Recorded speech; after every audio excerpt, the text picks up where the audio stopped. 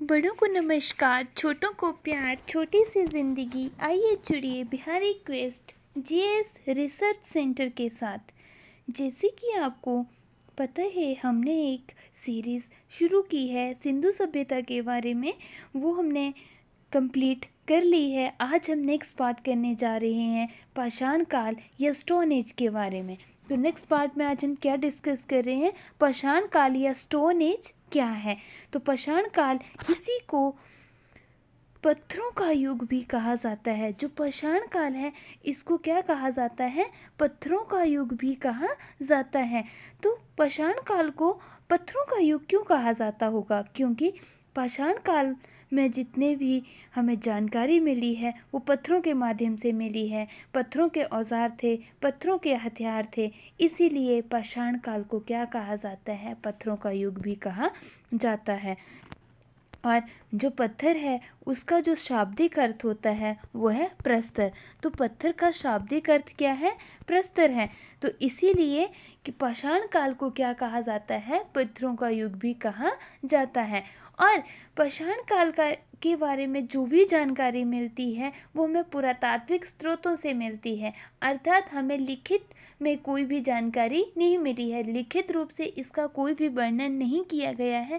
जितनी भी हमें जानकारी मिली है वो कहाँ से मिली है, पुरातात्विक स्रोतों से मिली है। तो हमें सबसे पहले ये जानना जरूरी होगा कि पुरातात्विक स्रोत क्या होते हैं।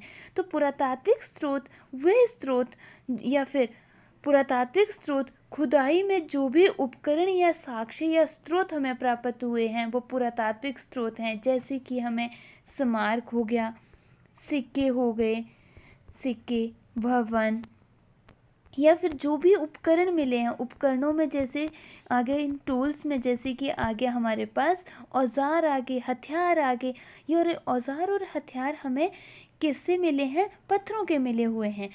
और नेक्स्ट आगे जितनी भी हमें मोहरें प्राप्त हुई हैं, तो जितना भी ये खुदाई में हमें जो भी प्राप्त हुआ है ये सारा का सारा क्या था, पत्थरों के माध्यम से हमें मिला है। इसमें लोहे का कोई भी प्रयोग नहीं किया गया था। जितना भी था, जो भी वस्तुएं बनी थी, जो भी औजार बने थे, वो सारे के सारे किससे बने हुए थे, पत्थरों के बने हुए थे। इसीलिए पाषाण काल को पत्थरों का युग या प्रस्तर युग या पत्थर युग के नाम से भी जाना जाता है। आई होप आपको ये समझ आया होगा कि पत्थरों का युग क्यों कहा जाता है और पुरातात्विक स्रोत क्या होते हैं।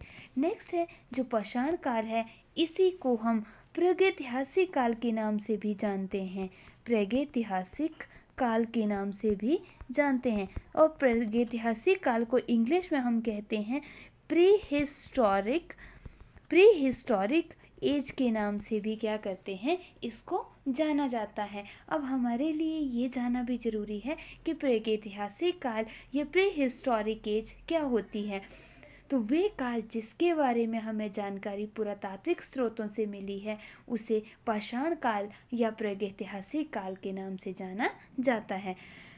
नेक्स्ट है जो हमारा प्रागैतिहासिक काल है या फिर पूरा पाषाण काल है या पाषाण काल है, इसके जनक कौन है। तो पूरा पाषाण काल का जनक या पाषाण काल का जनक जो है वो कौन है, रॉबर्ट ब्रुस फूट साहब हैं। रॉबर्ट ब्रुस फूट साहब हैं। जो रॉबर्ट ब्रुस फूट साहब हैं, इन्हें ही पूरा पाषाण काल का जनक या पाषाण काल का जनक कहा जाता है। अगर आपसे क्वेश्चन पूछा जाए कि रॉबर्ट ब्रुस फूट जो थे वो हमारे पूरा पाषाण काल के जनक या फिर पाषाण काल के जनक या फिर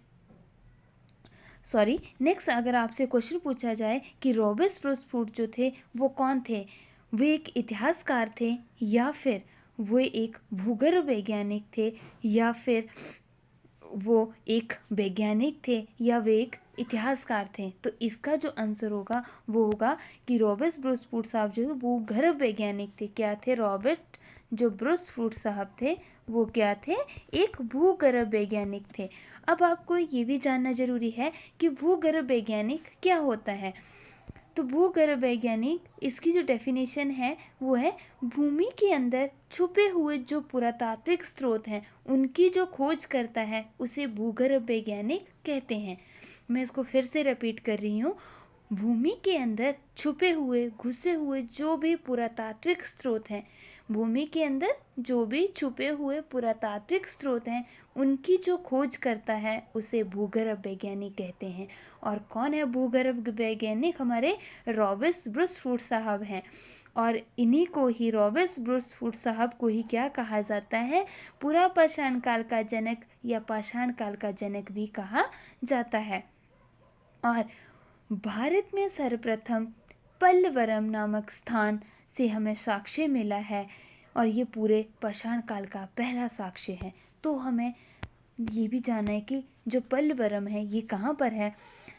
जो रॉबर्ट साहब थे इन्होंने क्या किया, 1863 में पल्लवरम, जो कि हमारा कहाँ पर पड़ता है? मद्रास।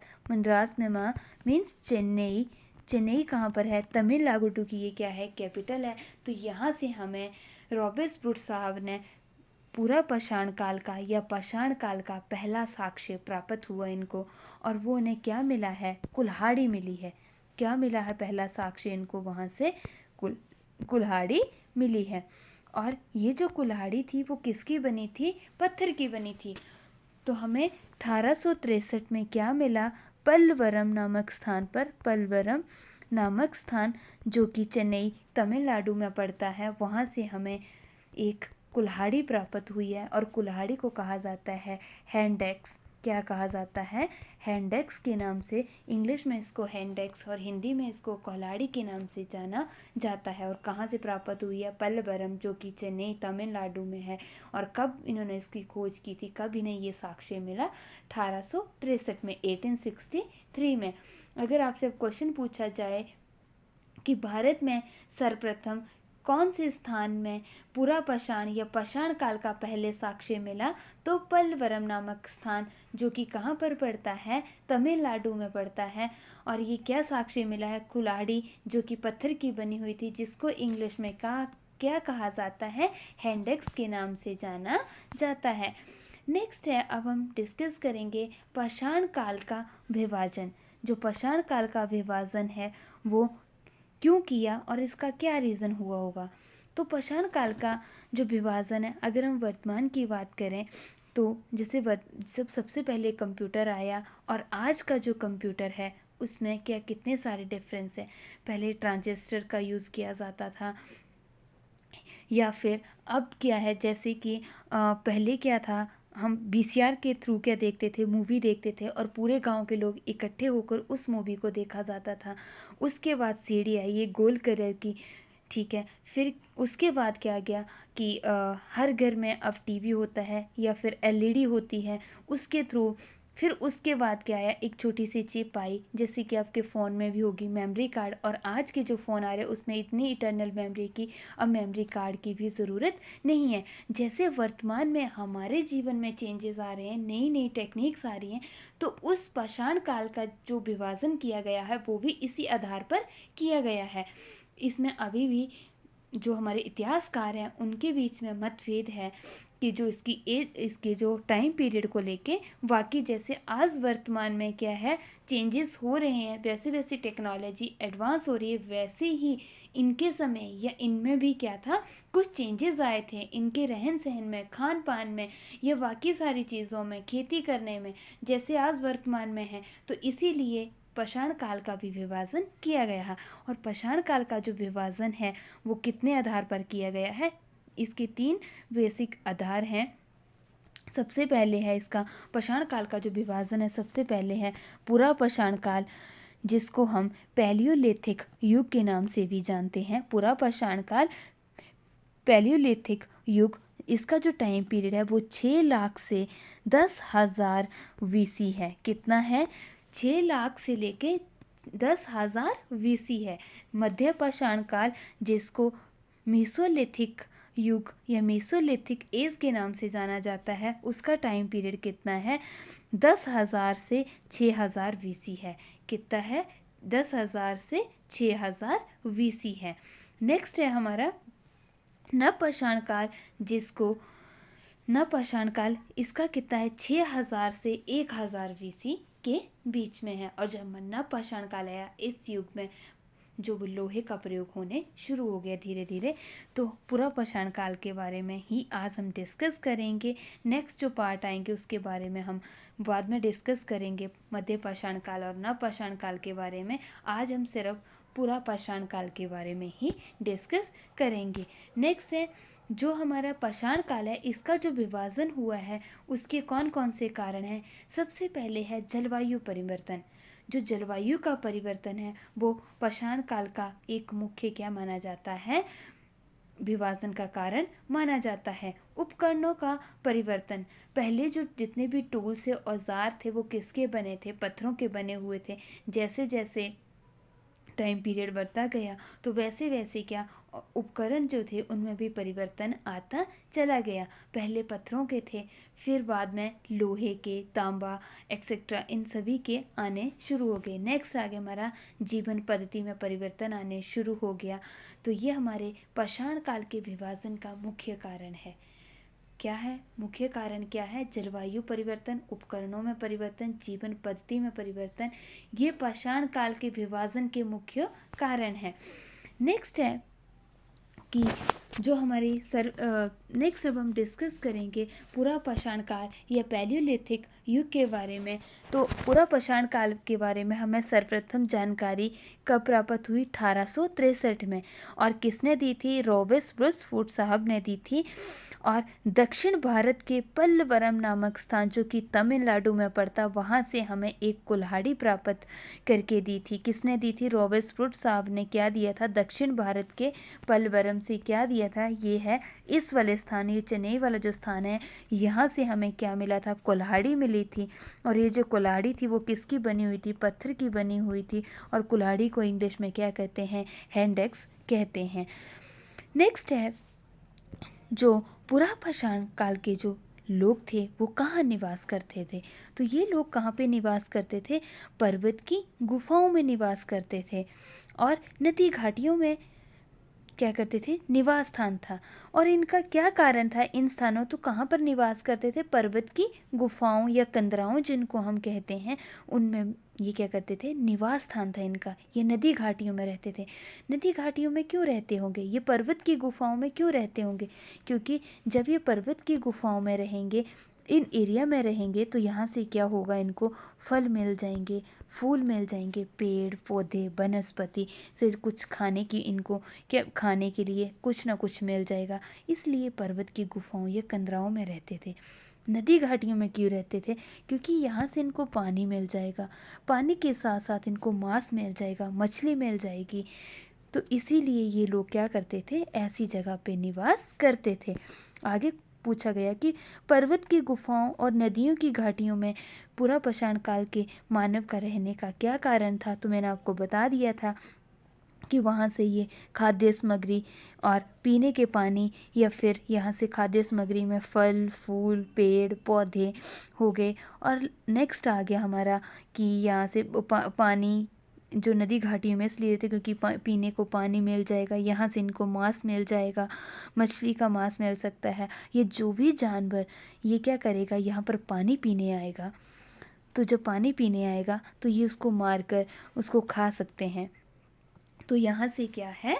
इनको इसीलिए ये लोग कहाँ पर रहते थे? पर्वत की गुफाओं और नदी की घाटियों में रहते थे। नेक्स्ट है हमारा जो पूरा पाषाण काल का जो मानव था वो किस तरह का था? तो इसको बर्बर और असभ्य कहा जाता है। बर्बर और असभ्य इसको क्यों कहा जाता है? कुछ तो कुछ रीज़न रहा होगा। तो इसका सबसे बड़ा रीज़न है, जैसे ये नदी घाटियों में क्या करते थे?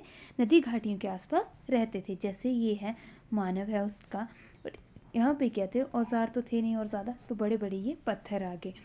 अब यहाँ पर क्या करते थे? जो भी क्या आएगा, जो भी जानवर आएगा यहाँ पर पानी पीने के लिए, तो यहाँ से ये क्या करेगा? यहाँ से ये पत्थर फेंकेगा। और जब ये पत्थर फेंकेगा, या तो इसके आसपास गिरेगा या इसके ऊपर गिर गया तो ये मर जाएगा, इसकी डेथ हो जाएगी। तो फिर उसके बाद ये मानव क्या करेगा? ये आएगा और इसको ना तो बॉयल करेगा ना ही तो कुछ करेगा, और इसको यहीं पे क्या कर देगा? खाना शुरू कर देगा। और भी कोई मानव आएगा वो भी इसको यहीं पे खाना शुरू कर देगा। जो बचेगा उसको ले जाएगा अपने घर के लिए, और यहीं पर नहीं तो खाएगा, ना तो उसको साफ करेगा, ना धोएगा, ना कुछ करेगा, यहीं पे खाना शुरू कर देगा। तो इसीलिए पाषाण काल के मानव को बर्बर और असभ्य कहा जाता था। नेक्स्ट था, आपको पता चल गया कि ये लोग कैसे थे, शिकारी थे। ठीक है, शिकार करते थे और उसको अपना भोजन बनाते थे। नेक्स्ट था, इनको अग्नि की जानकारी तो थी परंतु ये लोग इसका प्रयोग नहीं करते थे, क्योंकि ये कैसे थे, बर्बर थे, असभ्य थे। तो इसीलिए ये क्या करते थे, इनको इतना तो पता था कि ये अग्नि की जानकारी तो इनको पता थी, पर इनको प्रयोग नहीं था और ना ही तो इन्होंने प्रयोग करते थे। ये लोग मांसाहारी और शाकाहारी थे, और ऐसे ही सिंधु सभ्यता के लोग भी मांसाहारी और शाकाहारी थे। नेक्स्ट है अंधियारा, मीन्स अंधेरा ही अंधेरा था, क्योंकि ये लोग ना तो अग्नि के बारे में इनको जानकारी थी, ना ही तो ये अग्नि के बारे में जानते थे, तो इसीलिए अंधियारा था। नेक्स्ट है पत्थरों के उपकरण थे इनके पास, सिर्फ इनके पास क्या थे, पत्थरों के उपकरण थे, वेदनी, छेदनी, चापर, चांपिंग थी। और ये देवी देवताओं में आस्था रखते थे। यहाँ पर ये गलत लिखा है, इसको लिख लेना।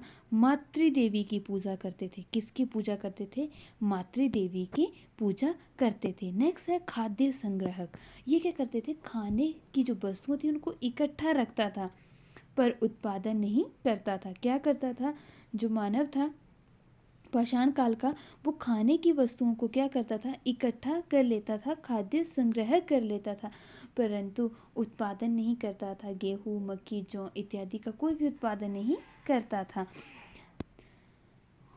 तो आई होप आपको ये समझ आया होगा। अगर आपको ये समझ आया तो आप वीडियो को लाइक, शेयर और सब्सक्राइब करें।